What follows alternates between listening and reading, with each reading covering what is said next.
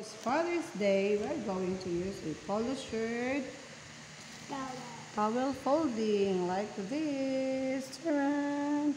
So, what we're going to do, nakaganito yung towel natin. Ha? Towel yung gagamitin natin. So, dapat tatiin natin ng sakto. Ganyan. Tsaka, ganyan. Then, fold natin dito yung maliit. Para ito sa sleeve mamaya. Hilayin natin palabas. Then, another fold.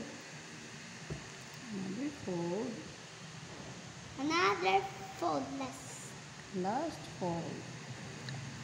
Then, ito na yung ating folio. Napalabas natin. And then, dapat meron pang ribbon. Para hindi ka na maglalagay ng ribbon. Diretso na dito. Dapat nakapantay siya. Since mataas pa, ilayin mo ng konti. Ayan. Tapos, gagawin na. Oh my God. Itatay na natin yung ribbon.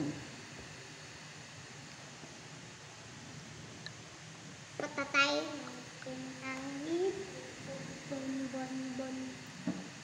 Okay. So, Tayin meron natin tayong ang ribbon. polo. Ayan, towel. Folding.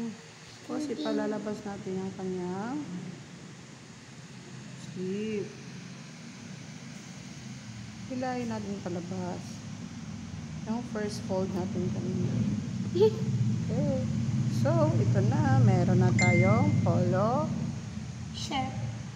folding. Thank you. God bless.